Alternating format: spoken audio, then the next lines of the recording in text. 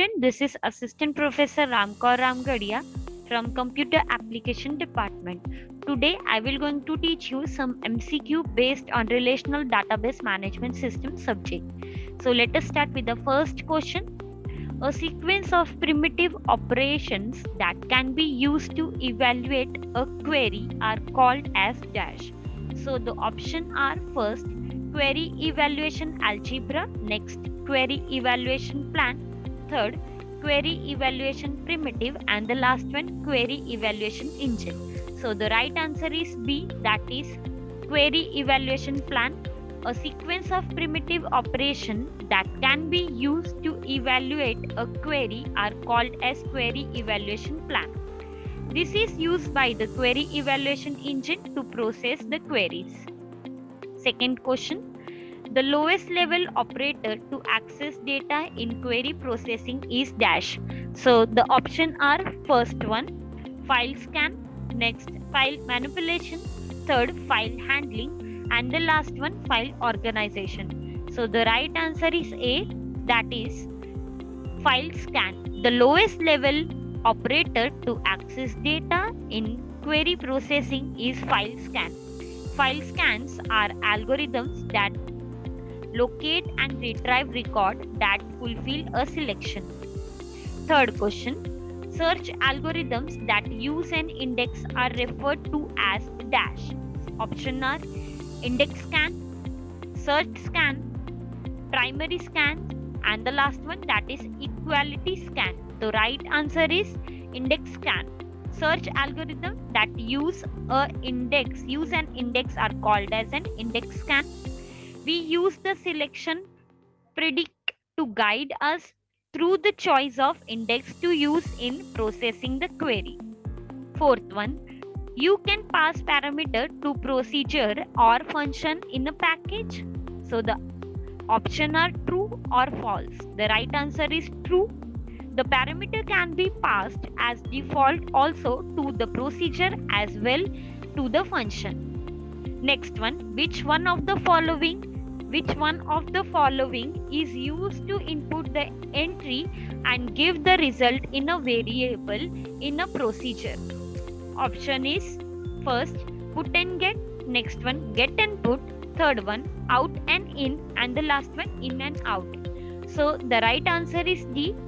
Create procedure like DEPT, that is department count pro; in department name varchar 20; out D count integer. Here in and out refers to input and result of procedure. Next question. Which exception is also known as Oracle named exception handling? So the first option, predefined exception; next, internal exception; next, user defined exception; third one, none of the above. So the right answer is A. A predefined exception is the one which is executed whenever a program violates any database rule. Example of this type of exception can be exception no data found. Seventh one, state true or false. Okay.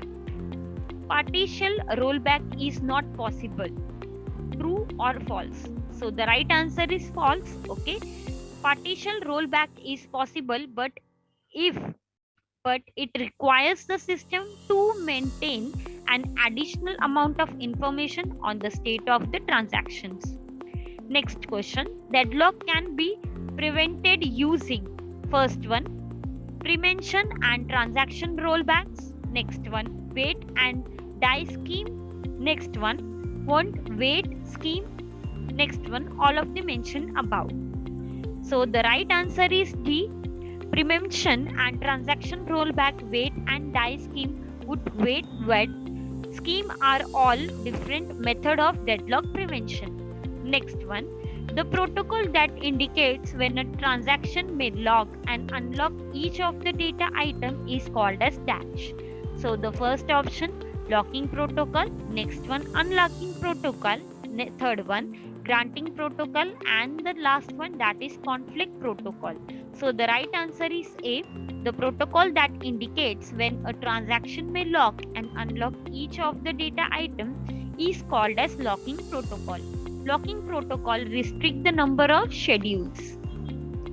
Next, 10th question. Which of the following refers to the number of tuples in a relation? That is entity, column, conditionality. Next one, none of the above. So the right answer is C, that is cardinality. Cardinality refers to the number of tuples of the relation because cardinality represents the number of tuples in a relationship. So now let us see one example. Suppose we have a relation or a table that contains 30 tuples and the 4 columns, so the cardinality of our relation will be 30. Next question. The situation where no transaction can proceed with normal execution is called as dash, or it is known as dash. So first one, that is a rollback. Next one, deadlock. Third one, exception halt. Next one, abortion. Okay, so the right answer is deadlock. The situation where no transaction can proceed with normal execution is known as a deadlock. 12th question. The protocol that indicates when a transaction may lock and unlock each of the data item is called as locking protocol, unlocking protocol, or granting protocol, or conflict protocol. So the right answer is locking protocol. The protocol that indicates when a transaction may lock and unlock of the each data item is called as locking protocol. Locking protocol restricts the number of schedules. How do we generally recover from a deadlock? Option A, by aborting all of the transaction.